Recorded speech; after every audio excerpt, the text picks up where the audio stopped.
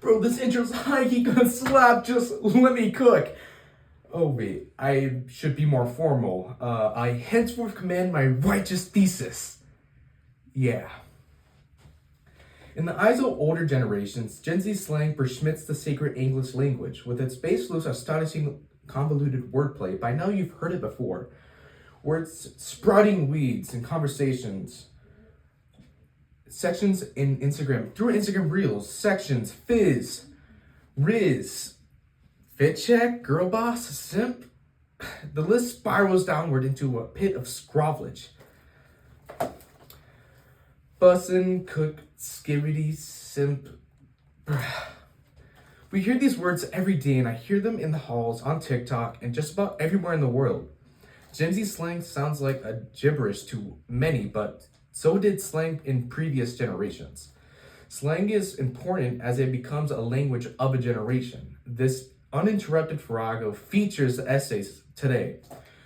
Teenagers have invented a language that captures the world perfectly by Stephen March.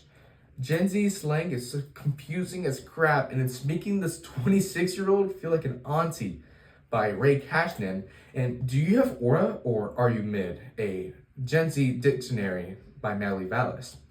And the poems Gen Z Slang for Boomers and a poem in Gen Z slang by Tiffany Anderson. Gen Z slang, a farrago that has crazy aura, no cap. The primary value of slang has been to create linguistic shiblets, a way to differentiate yourself quickly from others. People sometimes, the distinction was generational, sometimes it was racial, and sometimes it was ideological.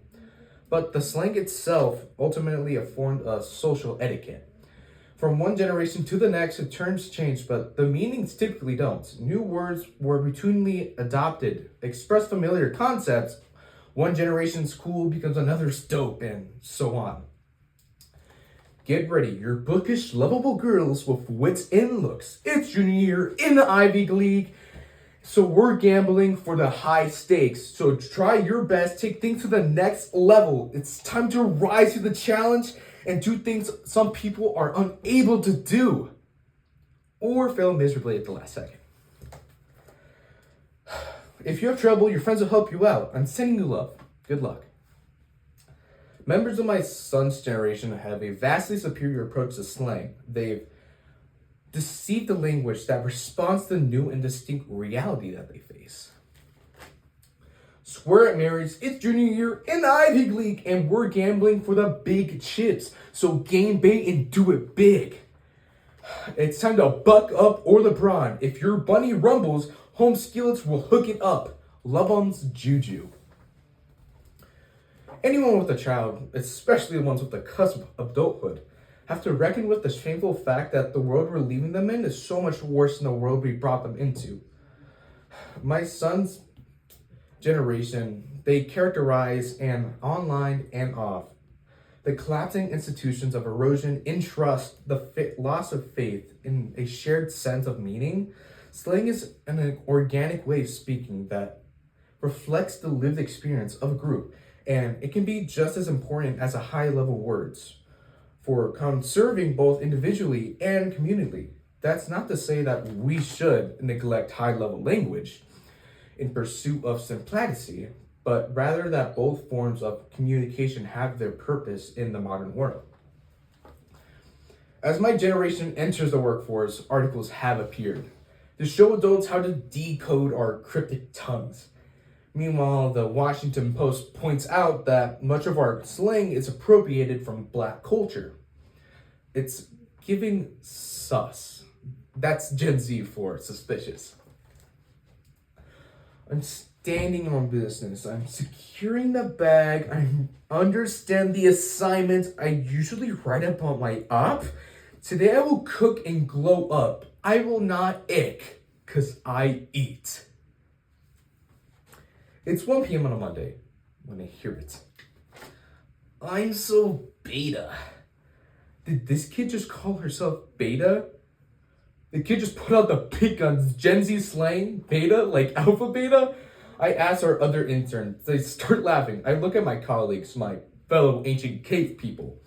They're just as stumped as I am, yeah. I'm not alpha persists to explain, which means I'm not so that good, so I'm beta. She wipes and sweat from the heat. I think I'm starting to sweat a little too. Is it confusion, annoyance, FOMO? Or maybe it's a combination of all those things. See, I thought I had myself on track. I mean, I keep up with the interwebs, I know the memes, I talk the talk, you know? And then it hits me. In the midst of trying to climb the Tower of Babel, I hit code red. Gen Z is not exactly a champion of our own slang either. Our language is prohibited by silliness and piles up into brain rot and expressions summarizing internet cultures by introducing effects of intellectuality. Besides, why should anyone care what words we use? ChatGPT has swept up the duplicated words, students into its arms, and the two have ridden off into the sunset. Gen Z is free to speak a vapid internet jargon. You scroll through Instagram Reels and let the machines do the brute work, so there mustn't be anything meaningful to our slang, right? Cap!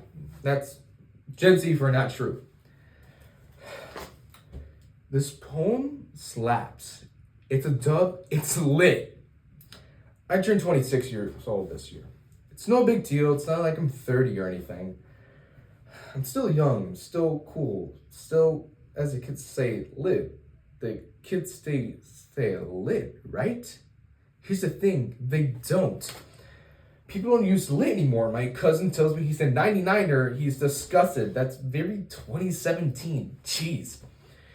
I wear drip and hit different. My poetry is gas and not Riz nor Mid. Mid, it's an obvious example. I don't think I even qualifies as the teenage slang anymore. It's too useful, and by now it's too widespread. Everything in Starbucks falls into the category of mid.